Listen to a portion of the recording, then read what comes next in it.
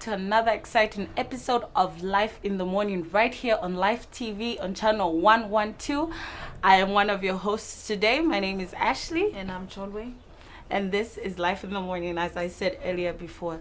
So our main topic for this week is child protection, and we have so many different guests that we're going to talk to, and a few things that we'll look at where we talk, where we discuss. I mean, English is hard. Where we discuss. Where we discuss child protection and measures that can be taken to make sure our children in the communities are safe. Yeah. And they're okay. So, tell me, what do you think about this topic? It's a serious topic, something that needs to be looked at properly. We need to talk a lot more about issues involving our children. Our children are the future generation.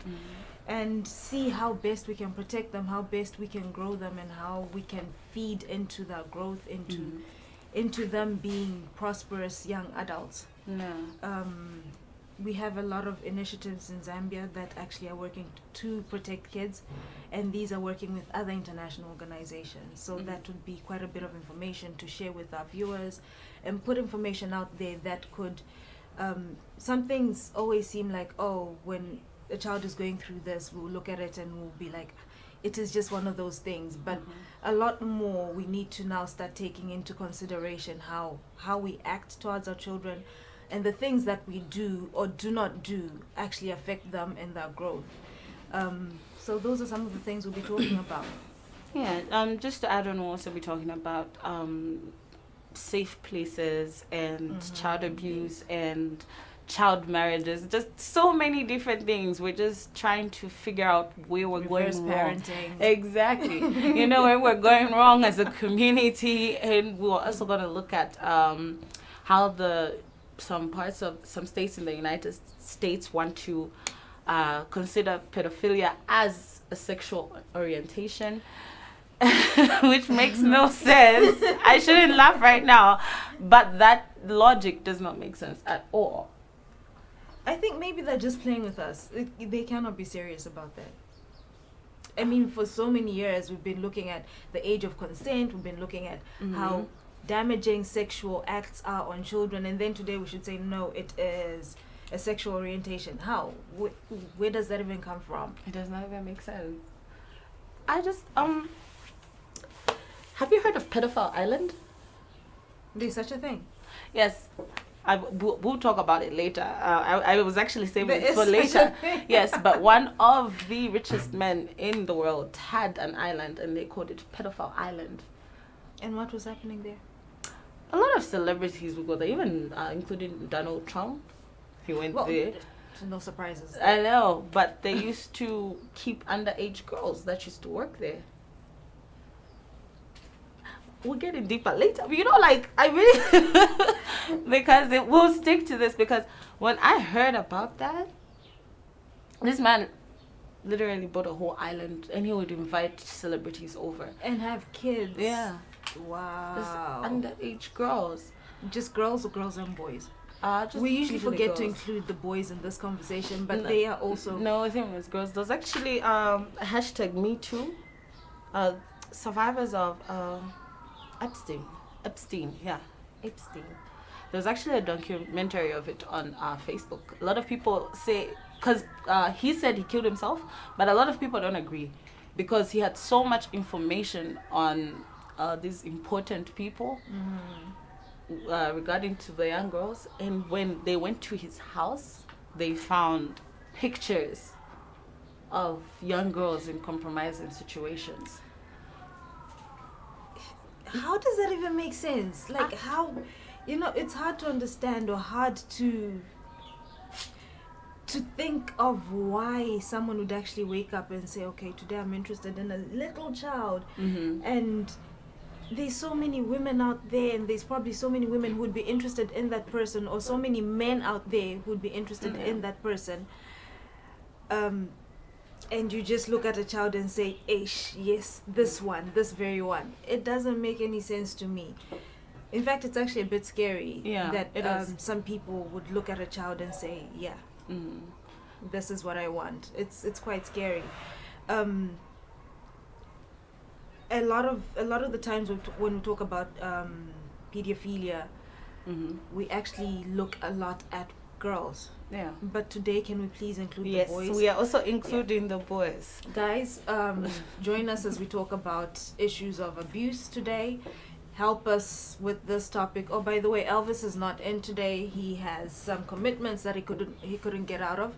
So yeah, it's just me, Ashlee, and you guys. Feel free to comment. Feel free to add on. Even to call us out on some things that you feel do not make sense or where we have not spoken correctly. This is what this show is about. You guys get in touch with us. You tell us that no, that guys, that does not make any sense. That is not part of the part of the discussion, or whatever it is you're feeling. Let us know, and yeah, we will address it on the show. We'll be reading out your comments. Another thing we're also going to talk about is child pornography. Oh yes, we'll talk about that. We'll talk about how to correctly respond to a child you think is being abused or who is actually telling you that they are going through some form of abuse. We'll talk about that, and also the types of abuse. Yes. Yeah. It's a heavy show. topic. Yeah, it's heavy, and it's something I don't even know if we'll have enough time to cover everything, honestly. Well, we'll basically just touch on everything as much as we can. And we also have a few experts coming in to talk to us about what they have found, what they know, and information that is out there. We have Rebecca Makwele, yes, lawyer she's an and activist. child activist. Yes. We have DJ Albert. yes, DJ Albert as well. And then we also have Save the Children coming in, and they will be talking to us also about the same issue. And they actually provide a safe platform for kids, so they would be able to share with us quite a bit. As we close, we'll have Chef Kate, Kat, not Kate, Chef Kat, Wow. Katalal. Okay, you know what, you're bad at names, so we just Chef leave Kat it there. will We just have to become- leave it there. And he'll be talking about Kayea Market. And this is one of those fun activities that we can actually get into over the summer. I think they have it once every month, if I'm not It should mistaken. be like the last or the first weekend of a month or something. Something like that. Something He like will that, definitely come through and share with us. Chef, sorry for saying your name wrong. But yeah, Chef Cat. Awesome guy. He'll be heard over that. Trust me, he will be heard. Guys, me and names, I don't know, eh? Let's go into our first segment, first video. We attended the Copper Rose launch. Copper Rose is an organization that focuses on children, actually, youths, not necessarily children, but youths. They are looking at sexual health facilities, sexual health, reproduction, and health facilities that are available to youths, as well as menstrual health management for youths. We went to the launch on Monday in Kablonga. Really? Ibex, not Kablonga. It's in Ibex. And there was quite a few dignitaries that came through, and also the environment was just very youth friendly. We had youths performing, we had some really good speeches, and we'll see it in the interview that we're going to play just now.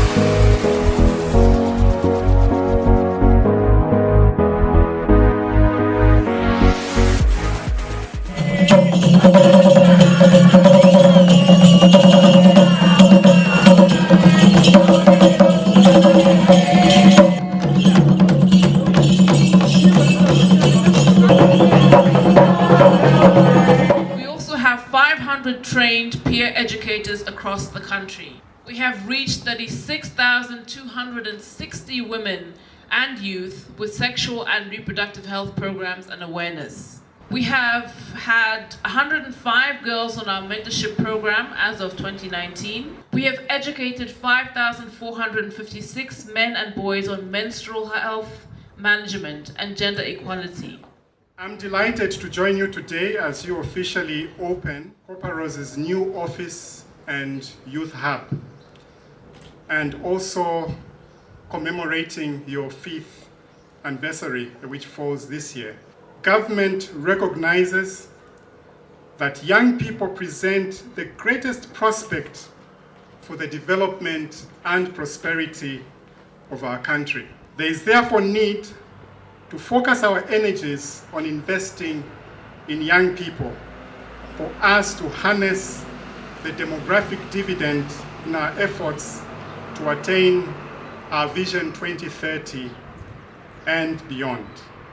Ladies and gentlemen, with these few remarks, I'm delighted to officially launch of Corporate Zambia as well as the Youth Hub. I thank you. I'm here in Alexo at the Corporate Zambia offices, where they have just launched the new office and the Youth Hub. I'm with Berlin Congo, and he's going to be telling us a little bit about his experience with Corporate, as well as what his life has been as a beneficiary. Berlin, how are you? I'm well. How are you today? Thank you for inviting us here for your lunch. Berlin, could you please tell us a little about your involvement in Corporate? All right. So I got involved with Corporate Zambia immediately when I got off high school. That was in 2016. I joined the volunteers team, and we were trained in reproductive health, or rather reproductive health rights and menstrual hygiene management. And actually a lot of basic skills were taught, starting with leadership, going to communication skills, writing skills. So it was a hub for developing youths and women so that they are able to excel in their day-to-day activities. You mentioned a lot of factors that have to do with women or associated with women. Was it very different for you coming into this place with, in our culture, it's not very common for men to get involved with racial issues and stuff like that. But with you working here, you have actually experienced a lot of what goes on, and you'd probably be able to explain to a team or someone who's just getting into the menstrual cycle what goes on. Yeah, I must say that it was a little bit hard to be involved in this very organization, because I remember when I told my friend what Corporate does, like, oh, we're talking about periods, we're talking about pads, and so it was strange because, back from high school, whenever people used to come through to teach us about menstrual hygiene management or to take us through reproductive health rights and the like. So it was kind of shocking, and my friend says, are you okay? I'm sure you're okay. You know what I mean? And so, but it was a great experience because I get to know how a pad looks like, how a tampon looks like, how a cup looks like. And I got involved with a lot of young girls and women just to train them on how to be hygiene during their cycle. And it was awesome. How have they received you? I mean, well, because I tend to be a jovial person around the adolescents, and so you find that they are pretty much free.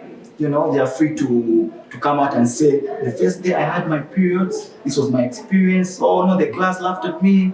Oh no, I was just home because I was on my periods. And so now we tend to encourage them from that point of view to say, no, actually, we are here to support you.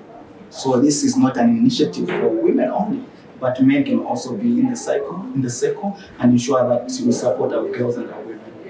You mentioned how you not only got involved in the work that they are doing in the communities, sexual health, menstrual health management, but you also learned skills, soft skills and hard skills that have actually helped you develop yourself.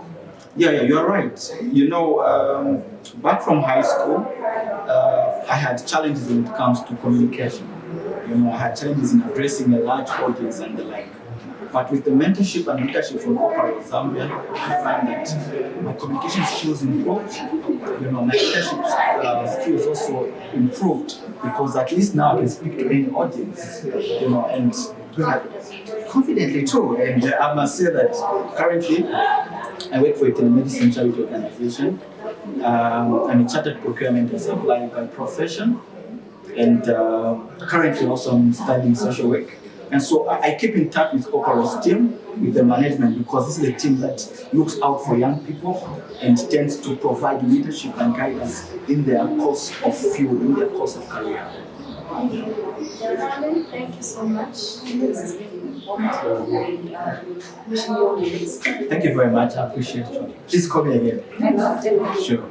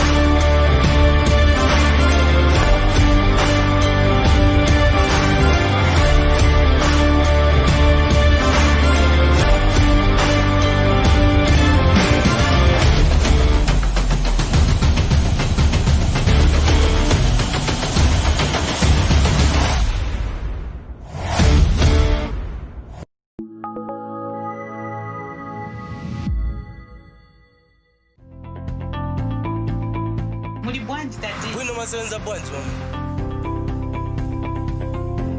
chungiendesa kona iwe pali pako ma 20 apolo ma 5 kachari na makoino sasinjira kumuzonda makoino songachinjeko ku bantu abane ndio topana na 5 hours pamene pano leyo kamba nayo.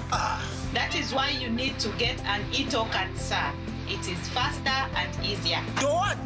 The e-tolling card Valela is a National Road Fund Agency card. So all you have to do is just credit it in Dalama and you'll be able to use it but to get Monga Panusu. To avoid the more inconveniences, so where you have to start looking for a 20 chocolate cherusha bank so. Introducing the electronic toll card. It's easier, faster, and secure. Access the e-toll cards from all toll gates across the country or the agency's head office in Lusaka at only 30 kwacha. This message is brought to you by the National Road Fund Agency, a sustainable road fund.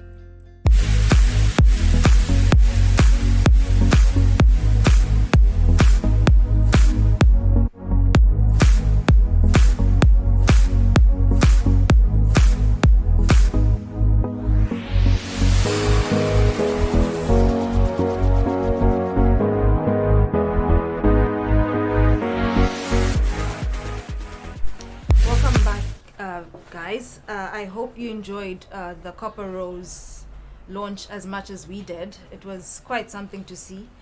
Unfortunately, you didn't get to experience everything that we did. It was really fun. We're back with the current affairs now, eh? Mm-hmm.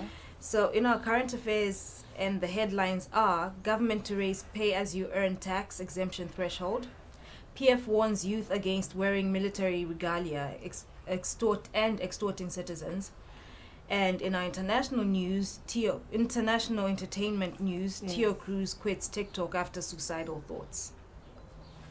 So details and in detail with the pay as you earn and also the budget speech. We're not going to delve into the budget speech so much. We're just going to talk about the increase on pay as you earn tax. The Ministry of Finance has proposed the raising of the income tax exemption threshold to 4,000 beginning January 2021 in a bid to increase disposable income for workers.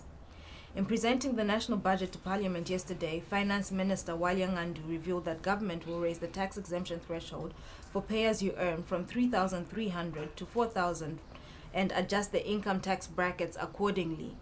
So the other brackets are not going to change, they're going to remain as they are. However, the 4,000, it has been increased to 4,000, meaning that people will be saving about 700 on the income, on the tax. Would you want us to talk about what the brackets are to the viewers, or they can actually just check that out? No, I think you can just try and explain. We can try and explain just not too deep in details, but we can try and briefly explain to them, so that they can at least have an idea of what is happening. Okay. So what happens with your pay as you earn is that there are brackets under which it is taxed. And the first bracket is exempt from tax, and that is 0 to 4,000 kwacha. So if you're earning less than 4,000 kwacha, you do not get taxed. That's at 0%. And then the next bracket is from 4,001 to 4,800 per month, and that's taxed at 25%. That 800 is going to be taxed at 25%, and then the rest of what you're earning is going to be taxed in the next bracket. So say you earn 7,000, for example. 4,000 of that is going to be exempt from tax, and then the first 800 is going to be taxed at 25%. Next bracket is from 4,801 to 6,900 per month, and this is taxed at 30%. If I'm not mistaken, this should be about 2,100 that we're taxing at 30%. Really? Yeah. The final amount is the last bracket, which is taxed at 37.5%, and that is for anyone earning more than 6,900.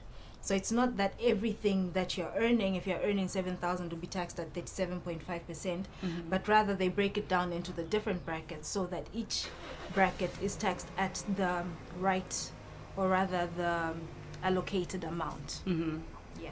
Okay. Well, can you please also, have you talked about the corporate income tax? Why are we talking about corporate income tax? Because I think it's actually very good for small SMEs, because we'll talk about it some other time. Some other time? It's not important? No, it is actually. It is. It's actually very important. I was going to actually think maybe we'll talk about it, have like a whole segment on the business segment, but yeah, we could just talk about it in brief. The finance minister has also proposed a reduction in corporate income tax to 15% from 35% on income earned by hotels and lodges on the accommodation and food services. And I guess this is also to boost the tourism sector. So we had Mr. Brian, remember? He came through. Yes, and he was actually talking about government wanting to push the tourism sector as far as possible and try to get as much income from them as they possibly could. This would actually stimulate quite a bit of growth. It would give whatever tourism outlets are out there, whether it is the lodges or the food services, breathing space so that they can actually generate income and improve on their services, therefore calling more people into the industry.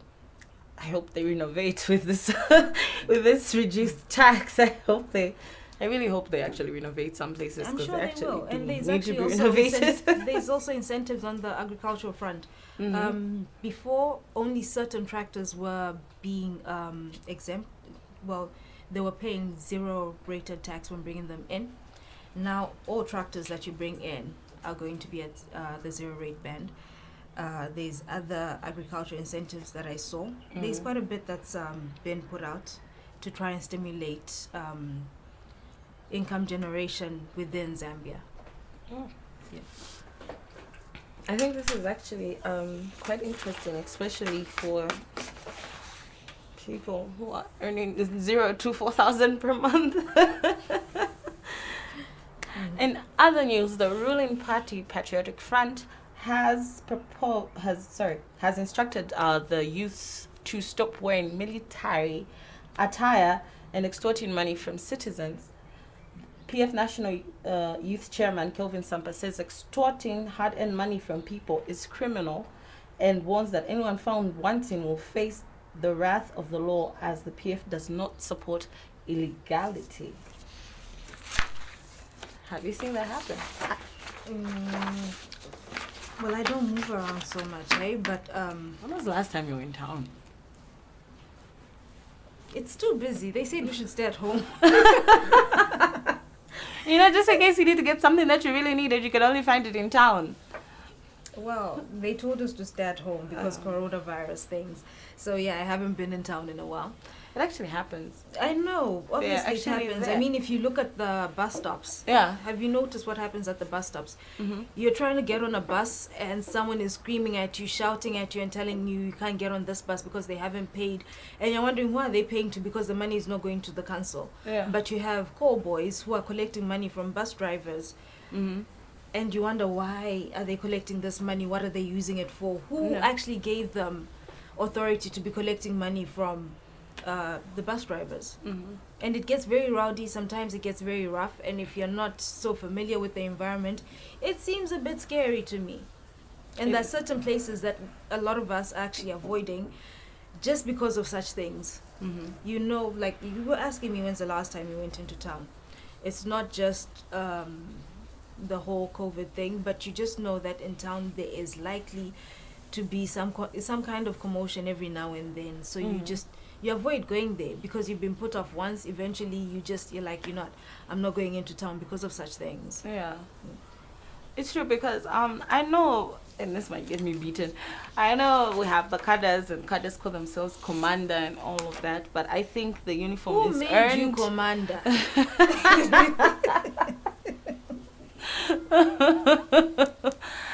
And do we even know what it means to be commander anyway? Yeah. If you look at the people in the military men are not people to cause commotion. They're not people to cause havoc. They're very disciplined. They're very disciplined human beings. If you were to see them, they have no nonsense. Yeah, that's the word I was looking for. No nonsense approach to things. Exactly. And even if they are patrolling and they seem to be throwing the authority around and whatnot, you know that they are doing it within the confines of the law, and they're doing it to protect you rather than to harass you. Yeah.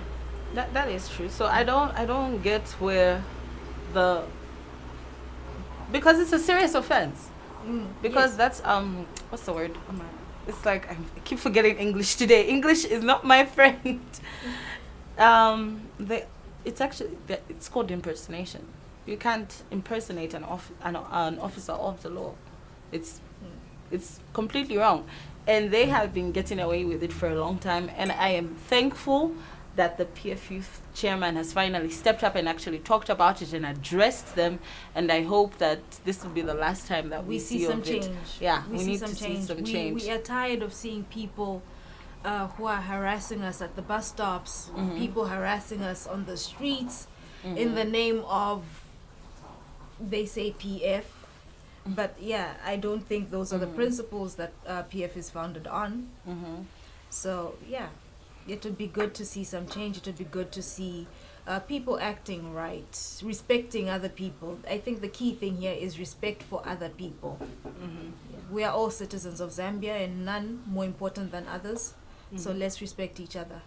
I think that's what we really need to understand. Yes, you may be a leader in the youth camps or whatever, but self-appointed usually. But what you need to understand is that you paint a bad name and a bad picture on the PF party, and it looks bad. It's not going to take you anywhere. Exactly. If you are acting in a manner that puts the organization or the party in disrepute, let alone the president. Yeah, because ideally they're going to pick the next person who they feel represents them well. No matter how much you jump around, no matter how many cartwheels you do, if it is not for the growth of the party, they are not going to make you the next MP or the next whatever position you are vying for. But maybe there is there's some incentive in. Let's not get into that. Yeah. Let's not get into that. No, we might misspeak. Misspeak. Yeah. Yeah. Okay. And then in our international entertainment, I'm going to say international stroke entertainment news, we have pop star Tio Cruz has opened. It's actually Tayo. Is it Tayo? I read it wrong. My bad. Not Tio. Tayo. You can see who's old here, right? You can clearly see who's old. Tayo. I can't believe you don't know how to pronounce his name. Listen, what songs has he done? She's like a star, like a star. I hate that song. Wow. Okay. Okay, Ty Cruz has opened up about his reasoning for quitting TikTok, saying he wanted to preserve his mental health after having suicidal thoughts. The musician, whose hits include Dynamite and Break Your Heart, said he had been targeted by hateful videos and comments on the video sharing app. My body was shaking and I had suicidal thoughts, he explained on Instagram. I pride myself on being mentally resilient, so the fact that I felt that way shocked me. The 35-year-old added, some users posted hateful mocking videos which spurred a feedback loop of negativity, which more and more people began to join in on the mockery and the hate. I did not see this video, did you? I really didn't. Okay. We need to be on social media more. Yeah, clearly we are keeping our mental health in line, in check. But this goes back to the topic we had on cyberbullying. No, we didn't do a whole topic on it, but it was a subtopic of mental health. Cyberbullying, and also it feeds into what we're talking about today. People bullying each other, abusing each other on social media, and it also affects children in that kids are abused on social platforms as well, right? Yes. You find people say the most hurtful things, the most harmful things to other people, and expect to move on just like that. Meanwhile, the other person has taken it in and it has affected them. It has put them in a place where, like this guy says, left him shaking and he was shook. Yeah, so let's avoid such vices. Are you on TikTok? Media. No, I don't. I actually don't even know how to use it. TikTok, and then there's that other one, Nati Likey. How do they say it? Likey. Likey? Yeah. I don't know how to use it either. I've seen a lot of people post videos of videos from those two apps onto their WhatsApp updates and stuff like that, but I've never really looked into it or tried to figure it out. I feel like I have enough going on with Instagram and Facebook, barely on Twitter, barely on Facebook. Instagram as it is a lot, and then there's WhatsApp, niklep on a TikTok, niklep on a Likey, and actually na Snapchat. Is Snapchat still there? Or people are just using it for filters now? I just use it for filters. I've actually never really used Snapchat. Like, I've never really Snapchat. Ooh, upload. No, I've never. Is it? I turn off my data and I take pictures because once you use Snapchat with your data, it posts it. No, like you just you have used 60% of your data. Is it? bundle. It's like that. Okay. It's almost as bad as Instagram. Instagram is friendly. I know, but do you know how much